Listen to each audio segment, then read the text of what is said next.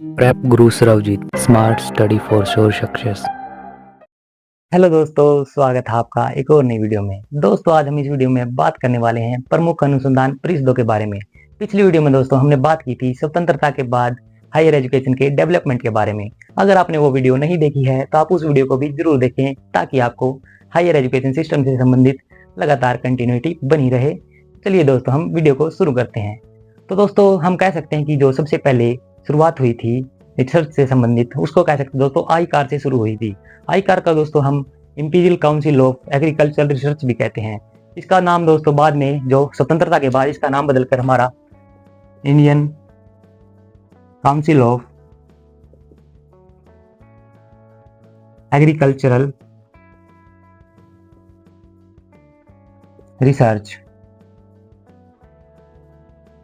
ये कर दिया गया था दोस्तों। इसकी दोस्तों स्थापना 1929 में हुई थी और दोस्तों जैसे कि नाम से ही पता चल रहा है ये एग्रीकल्चर से संबंधित है। इसे दोस्तों हम हिंदी में भारतीय कृषि अनुसंधान परिषद कह सकते हैं। तो दोस्तों इसमें दोस्तों कृषि से संबंधित जो रिसर्च होती है उससे संबंधित दोस्तों इसको बढ़ावा दिया जाता है। इसमें जो रिसर्चर होते हैं उनको फेलोशिप वगैरह दी जाती है। तो दोस्तों इसमें दोस्तों कृषि, वानिकी, मत्स्य पालन इन सभी टॉपिक से रिलेटेड दोस्तों इसमें रिसर्च को बढ़ावा दिया जाता है। इसके बाद दोस्तों हम देखते हैं ISSR, मतलब कह सकते हैं हम ICSSR। तो दोस्तों ICSSR स्टैंड किसके लिए करती है? वो करती है दोस्तों हम यहाँ पर कह सकते हैं कि Indian council of social science research, यानी कि भारतीय सामाजिक अनुसंधान परिषद ऐसे हम कह सकते हैं। तो सबसे पहले दोस्तों हम इसको यहाँ पर लिख लेते हैं। तो इसके बाद दोस्तों हमारी आती है ICSSR। ICSSR इसको दोस्तों हम कह सकते हैं कि Indian council of social sciences research. इसकी जो दोस्तों एस्टेब्लिशमेंट हुई थी वो हुई थी दोस्तों 1969 में। और दोस्तों जैसे कि इसके नाम से ही इसका भी पता चल रहा है कि ये जो सामाजिक विज्ञान से संबंधित एक परिषद है, सामाजिक विज्ञान।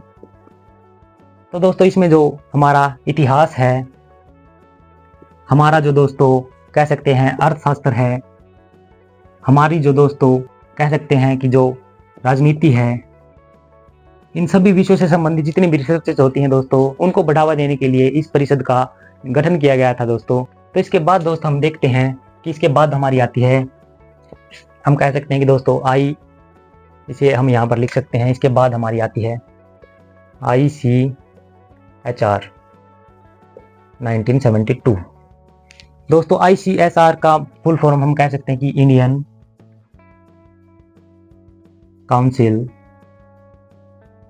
Council of historical research. Hindi में दोस्तों हम इसको कह सकते हैं भारतीय कह सकते हैं दोस्तों भारतीय ऐतिहासिक अनुसंधान परिषद। इसकी दोस्तों स्थापना 1972 में हुई थी और दोस्तों इसका जो हेडक्वार्टर है, यानी कि जो इसका जो डिपार्टमेंट है, इसका हेडक्वार्टर है वो दोस्तों हम कह सकते हैं नई दिल्ली में है। दोस्तों इससे पहले जो मैंने आपको आई कार और ICSSR बताई है उनके भी हेडक्वार्टर दोस्तों दिल्ली में ही है। आप इस बात को भी जरूर नोट करें, ये आपको पूछी जा सकती है। इसका काम दोस्तों हम कह सकते हैं जो इतिहास के जो विद्यार्थी हैं, इतिहास के जो रिसर्चर हैं, इतिहास को बढ़ावा देने के लिए दोस्तों इस परिषद का निर्माण किया गया था। इतिहास में दोस्तों एक वैज्ञानिक दृष्टिकोण लाने के लिए इस परिषद का निर्माण किया गया था। इसके बाद दोस्तों हम देखते हैं अगली परिषद को। इसके बाद दोस्तों जो हमारी अगली परिषद आती है उसे हम कह सकते हैं दोस्तों, इसके बाद हमारी आती है ICPR। इसके लिए दोस्तों 1977 ये इसका एस्टेब्लिशमेंट ईयर हो गया। ICPR दोस्तों स्टैंड करती है Indian council of philosophical research. इसकी दोस्तों एस्टेब्लिशमेंट 1977 में हुई थी। तो दोस्तों इसका जैसे नाम से ही पता चल रहा है ये फिलोसॉफिकल जो चीज़ें हैं उनसे संबंधित है। तो दोस्तों जो भारतीय परंपरा है, भारतीय दर्शन है, उसकी जो गहराई है, उसका जो प्राचीनता है, उसको दोस्तों बनाए रखने के लिए और उसमें जो नए नए टॉपिक्स हैं दोस्तों, उनसे रिसर्च से संबंधित ये परिषद बनाई गई थी। इस परिषद में दोस्तों हम कह सकते हैं कि जो हमारा ज्ञान है उसको बढ़ाने के लिए, जो हमारी प्राचीनता है, हमारे जो दार्शनिक हमारे विषय हैं, उनको बढ़ावा देने के लिए दोस्तों इस परिषद का निर्माण किया गया था और उसमें अलग अलग रिसर्च के लिए दोस्तों ये परिषद बनाई गई थी। इसके बाद दोस्तों हम देख सकते हैं कि इसके बाद हमारा आता है हिंदी में दोस्तों हम इसको कह सकते हैं भारतीय दार्शनिक अनुसंधान परिषद।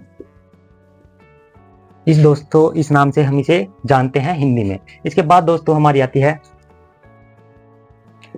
इसके बाद दोस्तों हम कह सकते हैं कि ISHCP। दोस्तों इसका जो स्टैंड ये स्टैंड करती है Indian science and history of civilisation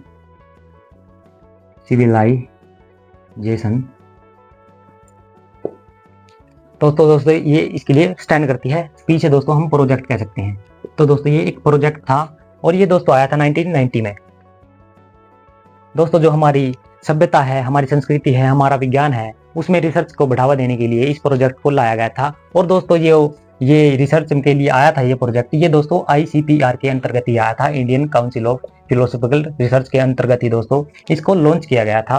और दोस्तों जो MHRD है, MHRD हम कह सकते हैं मानव संसाधन विकास मंत्रालय, ministry of human resources development, दोस्तों इसके अंतर्गत दोस्तों ये आता है। और ये दोस्तों इसका वित्त पोषण करता है, यानी कि इसको बजट देता है, इसको बढ़ावा देता है। हम कह सकते हैं कि दोस्तों जो मानव संसाधन विकास मंत्रालय है वो इसको बजट देता है, इसको चलाता है। इसके बाद दोस्तों हमें देखने को मिलती है, हम कह सकते हैं इसके बाद दोस्तों हमारा आता है, इसके बाद दोस्तों हम कह सकते हैं कि हमारा आता है NCRI 1995, इसको कह सकते हैं दोस्तों। तो NCRI दोस्तों किसके लिए स्टैंड करता है? NCRI दोस्तों स्टैंड करता है national council of rural institute, कह सकते हैं दोस्तों national council of rural institute. नाम से ही दोस्तों इसका पता चल रहा है ये ग्रामीण जो चीजें हैं उनसे संबंधित ये काउंसिल है। इसकी दोस्तों स्टेब्लिशमेंट 1995 में हुई थी। आप कह सकते हैं कि इसकी जो स्टेब्लिशमेंट 19 अक्टूबर 1995 को इसकी स्टेब्लिशमेंट हुई थी। इसका जो दोस्तों हेडक्वार्टर है, हेडक्वार्टर इसको कह सकते हैं हम, इसका हेडक्वार्टर यहाँ लिख लेते हैं। इसका हेडक्वार्टर दोस्तों हैदराबाद में है। और दोस्तों ये इसका जो मेन मोटिव था, इसका एम था दोस्तों, जो हमारा ग्रामीण समाज है, ग्रामीण समाज में जो शिक्षण संस्थाएं हैं उनमें दोस्तों हायर एजुकेशन को बढ़ावा देने के लिए इस परिषद का निर्माण किया गया था। इसके अंतर्गत दोस्तों जो कह सकते हैं हम कि जो हमारा ग्रामीण क्षेत्र है, ग्रामीण क्षेत्रों में दोस्तों छोटी छोटी जो समस्याएं हैं उनको समाधान करने के लिए दोस्तों इसका निर्माण किया गया था। और जो गांधी जी के विचार हैं, हमारे महात्मा गांधी जी हैं, उनके विचारों को दोस्तों प्रभावित करने के लिए, दोस्तों लोगों को प्रभावित करने के लिए इसका निर्माण किया गया था। इसके बाद दोस्तों हम देखते हैं हमारा शिक्षा मंत्रालय। इसके बाद दोस्तों हमारा आता है शिक्षा मंत्रालय। तो दोस्तों शिक्षा मंत्रालय हम यहाँ लिख सकते हैं, शिक्षा मंत्रालय एजुकेशन मिनिस्ट्री हम यहाँ पर लिख सकते हैं। तो दोस्तों जो शिक्षा मंत्रालय आया था दोस्तों 1959 में, इसको दो भागों में बांट दिया गया था दोस्तों। पहला था दोस्तों शिक्षा मंत्रालय और दूसरा दोस्तों हम कह सकते हैं कि दूसरा दोस्तों MSRCA हम कह सकते हैं दोस्तों। हिंदी में इसको कह सकते हैं दोस्तों वैज्ञानिक शोध एवं सांस्कृतिक कार्य मंत्रालय। हम इसको इंग्लिश में दोस्तों यहाँ पर हम लिख सकते हैं कि मिनिस्ट्री ऑफ साइंस, कह सकते हैं दोस्तों ministry of scientific research and cultural affairs. हम यहाँ पर लिख सकते हैं ministry of scientific research, scientific दोस्तों रिसर्च एंड कल्चरल अफेयर्स। इसकी दोस्तों ये फुल फॉर्म हो गई। इन दो भागों में दोस्तों इसको बांट दिया गया था। तो इन दो भागों में दोस्तों आगे चलकर जो हमारा शिक्षा मंत्रालय था दोस्तों, शिक्षा मंत्रालय का दोस्तों 1985 में आगे चलकर दोस्तों जो हमारा शिक्षा मंत्रालय है उसका नाम बदलकर दोस्तों MHRD हम कह सकते हैं। MHRD किसके लिए स्टैंड करता है दोस्तों, मैंने वीडियो में इससे पहले भी बताया है, ministry of human resources development